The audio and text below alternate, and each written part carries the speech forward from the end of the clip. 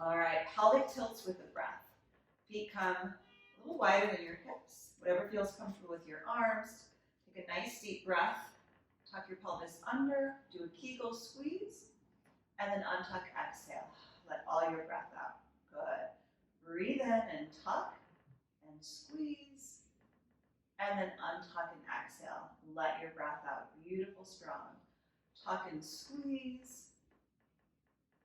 And then untuck and release. Exhale. Good. And so your breath might be faster or slower than I'm offering. And so go at your pace, your tempo, your way.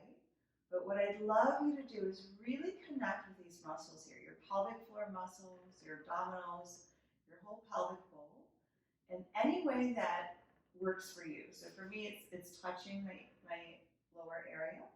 It could be visualizing the area that you're working. It could be saying a word like pelvis core. So whatever resonates with you to connect with your body, really sense into this area. All right, so pelvic tilts, squeeze and release. Connect with your breath. Notice how powerful the breath can be. You can even imagine you're sending your breath to this area down here, sending nourishment, healing, strength, resilience, stability, just sending your breath, giving your inside of your body a nice breath bath.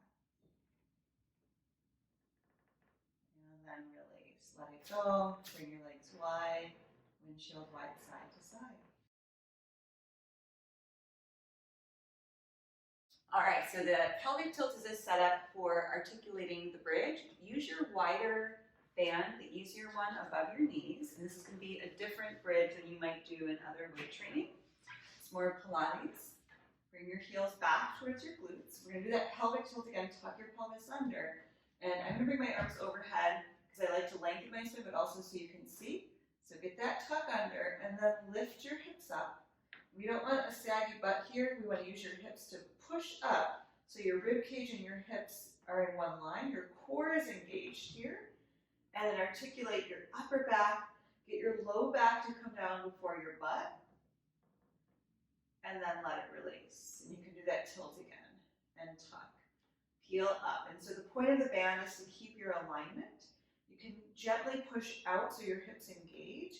If you notice that's happening, get that tuck so your hips and rib cage are aligned. And then we want a C curve of the back so the low back comes down before your butt.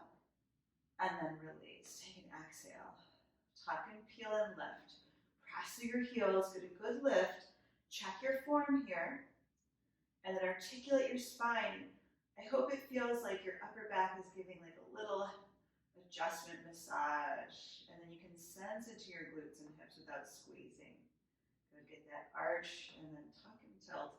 Peel up, articulate, align your hips and rib cage. Let your head be heavy.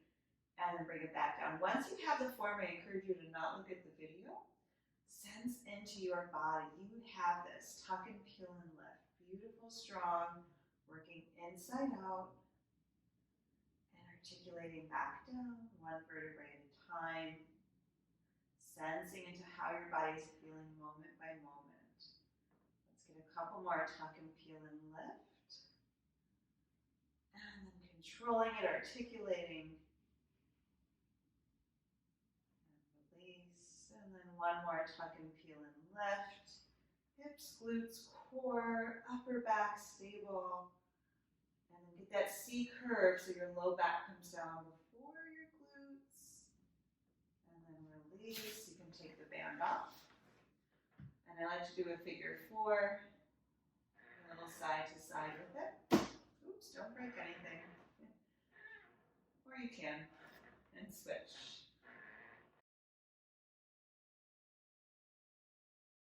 All right, so using a wall for your upper back, bringing your hands to press into the wall. Tuck your pelvis under, press your back. I love like a slight bend in the elbows, so you're really pressing, engaging the upper back muscles. Tuck the pelvis so your core is nice and strong. Feet can come close together or maybe about 6 inches apart, and we'll start bringing one leg up at a time. All right, so as you lift one leg up at a time, we want the upper back to really engage here. And pretend your legs are like spaghetti noodles.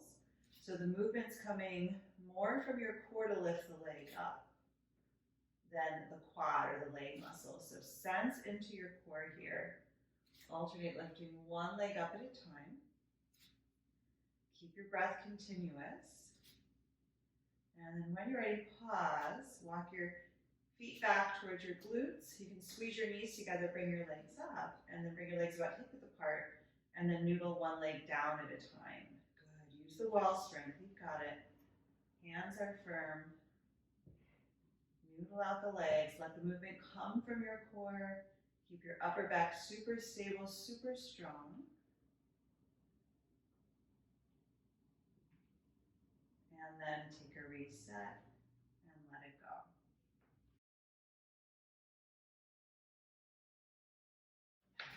All right, this is one of my favorites.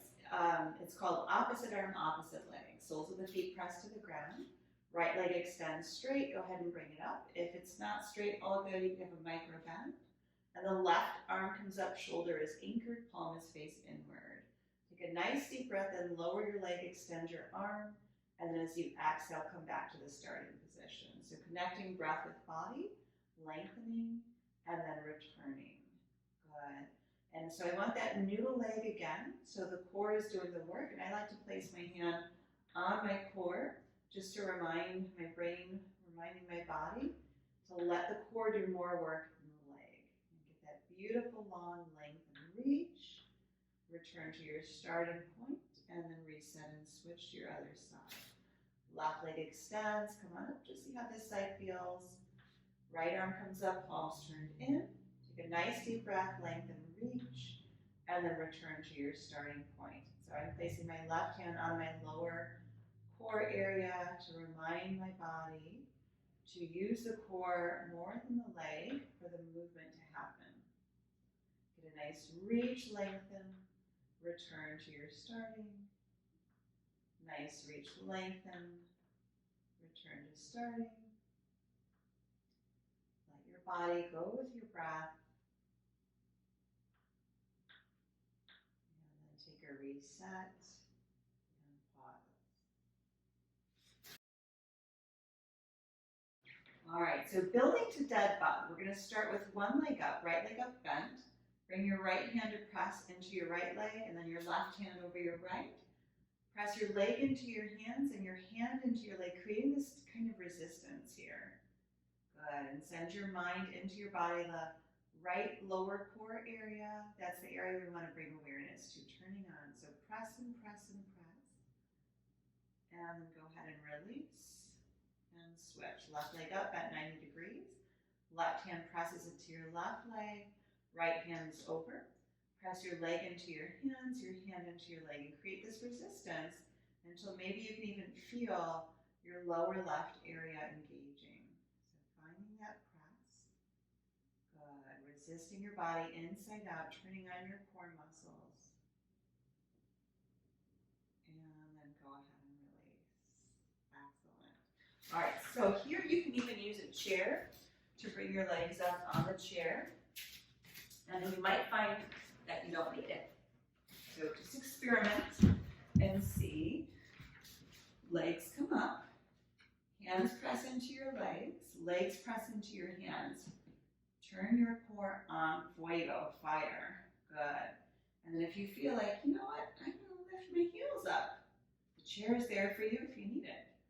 Hands into legs, legs into hands. Find that shaky, shaky, burn, burn, fuego core.